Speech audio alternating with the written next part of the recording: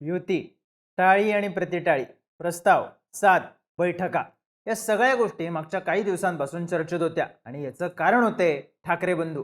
राज ठाकरे आणि उद्धव ठाकरे एकत्र येणार का या चर्चांनी मागचा महिनाभर प्रचंड जोर धरला होता. राज ठाकरेंनी मुलाखतीमध्ये युतीच्या अनुषंगाने एक वक्तव्य केलं आणि त्यानंतर ठाकरे गटाकडून हा मुद्दा उचलून धरला गेला.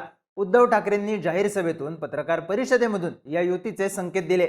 महाराष्ट्राच्या जनतेच्या मनात जे आहे तेच होईल असं वक्तव्य उद्धव ठाकरेंनी केलं आणि ठाकरे बंधूंच्या युतीच्या चर्चांना प्रचंड उधाण आलं. त्यानंतर राज ठाकरे नेमकी काय भूमिका घेणार याकडे सगळ्यांचं लक्ष होतं. अशातच 12 जूनच्या सकाळी राज ठाकरे आणि मुख्यमंत्री देवेंद्र फडणवीस यांची बैठक झाली आणि ठाकरे बंधूंच्या युतीच्या चर्चांना ब्रेक बसला. पण देवेंद्र फडणवीस आणि राज ठाकरे यांची बैठक नेमकी का झाली?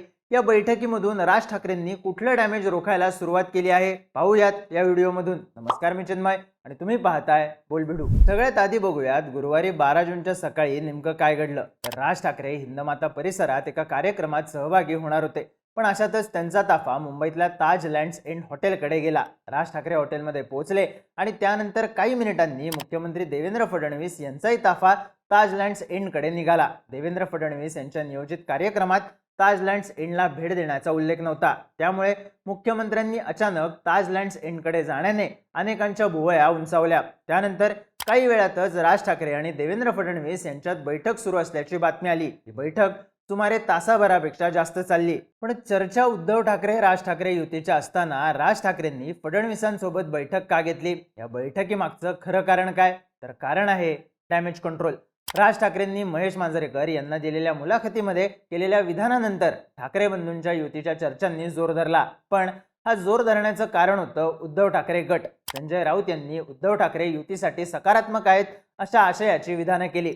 दोन्ही ठाकरे बंधू एकत्र येतील असे संकेत वारंवार दिले. दुसऱ्या बाजूला उद्धव ठाकरे यांनी सुद्धा सभा आणि पत्रकार परिषदेमध्ये बोलताना युतीसाठी आपण पॉझिटिव्ह आहोत, लवकरच युती होईल असे संकेत दिले.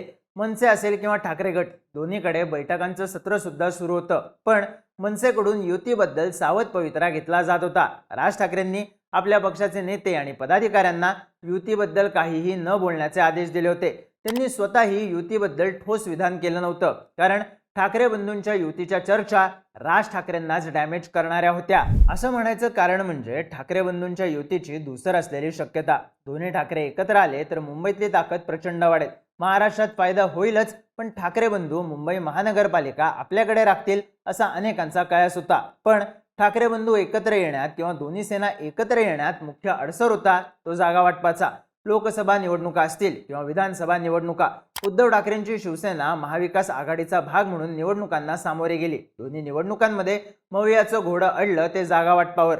लोकसभा निवडणुकीत ठाकरे गटानं हट्ट करत सगळ्यात जास्त जागा पदरात पाडून घेतल्या, पण काँग्रेस आणि राष्ट्रवादी शरद पवार गटाच्या तुलनेत ठाकरे गटाचा स्ट्राईक रेट कमी राहिला. हेच विधानसभा निवडणुकीत ठाकरे गट कित्येक जागांवर अडून राहिला आणि मवियाचं गणित जागा वाटपातच फिसकटलं. कित्येक जागांवर मित्रपक्षाची ताकद असूनही ठाकरे गटाचा अट्टहास नडला.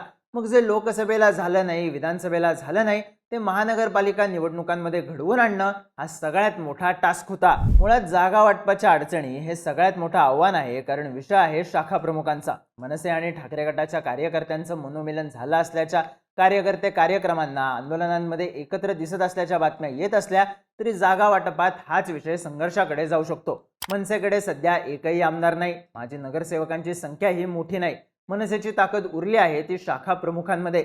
महानगरपालिकांच्या निवडणुका मागच्या 3 वर्षांपासून प्रलंबित आहेत. या निवडणुका लढवण्यासाठी मनसेच्या शाखा प्रमुखांनी जोरदार तयारी केलेली आहे. दुसऱ्या बाजूला उद्धव ठाकरेंचा पक्षही बॅकफुटला खेचला गेलाय, पण तरीही विधानसभेत ठाकरे गटाला मुंबईत यश मिळालं, कारण शाखांची ताकद. साहजिकच तिकीट वाटपात दोन्हीकडचे शाखा प्रमुख उत्सुक आहेत, तयारीत आहेत. त्यातही शिवसेनेची 2 गटात विभागणी झाली, पण मनसे सत्ता नसतानाही एकसंध राहिली. ठाकरे गट आपल्या शाखा प्रमुखांच्या, माजी नगरसेवकांच्या जागा सोडणं अवघड आहे. लोकसभा आणि विधानसभा निवडणुकीत ठाकरे गटाचा वाटाघाटींचा पॅटर्न सुद्धा महाराष्ट्राने बघितला आहे. त्यामुळं राज ठाकरेंसाठी मनसेची ताकद असलेल्या शाखा प्रमुखांना डावलणं अशक्य आहे. त्यांच्या जोरावर मनसेची ताकद शाबूत आहे. त्यांना जर राज ठाकरेंकडून तिकीट नाकारलं जाणं कठीण आहे आणि याच मुद्द्याच्या आधारे ठाकरे बंधूंच्या युतीच्या चर्चा मोडीत निघतात. पण मग या सगळ्यात राज ठाकरे डॅमेज कसे होतात?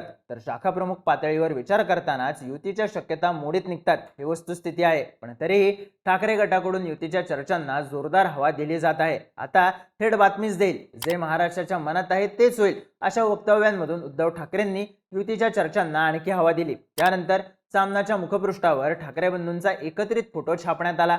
साहजिकच आमची युतीची पूर्ण तयारी आहे असं वातावरण ठाकरे गटाकडून तयार करण्यात आलं. पण प्रत्यक्षात युती होण्याच्या शक्यताच नव्हत्या. त्यामुळं युतीची बोलणी फिसकटण्याचं पूर्ण खापर राज ठाकरेंवर फुटलं असतं. कारण आम्ही सकारात्मक होतो तरी मनसे आमच्या सोबत आली नाही. मराठी माणसाच्या हितासाठी सोबत न येता मनसे भाजप किंवा महायुती सोबत गेली, हा प्रचार उद्धव ठाकरे गटाला करता आला असता. या डॅमेज झाले असते ते राज ठाकरे.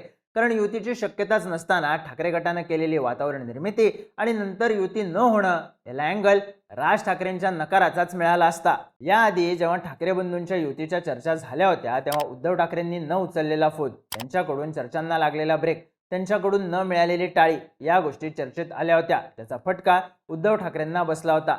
यावेळी ठाकरे गट आपण सकारात्मक असल्याचं दाखवत असला तरी युती न झाल्यास डॅमेज राज ठाकरे होणार होते. लोकसभेला राज ठाकरेंनी महायुतीला बिनशर्त पाठिंबा दिला होता, तर विधानसभेला मात्र ते स्वतंत्र लढले. त्याचा फायदा काही ठिकाणी उद्धव ठाकरेंना झाला. पण महापालिकेसाठी राज ठाकरे स्वतंत्र लढतील की महायुतीसोबत जातील याच्या चर्चा असताना ठाकरे गटाकडून राज ठाकरेंच्याच वक्तव्याचा आधार घेत युतीची वातावरण निर्मिती करण्यात आली. पण राज ठाकरेंनी देवेंद्र फडणवीसांची भेट घेत या संभाव्य डॅमेज कंट्रोलला ब्रेक लावला आहे असं म्हणता येतं. युतीच्या चर्चा सुरू झाल्यावर राज ठाकरेंनी याबद्दल कोणतेही विधान केलं नव्हतं आणि या चर्चा आणखी वाढण्याआधी लांबचा धोका ओळखून राज ठाकरे मैदानात उतरल्याचं आता दिसून येतंय.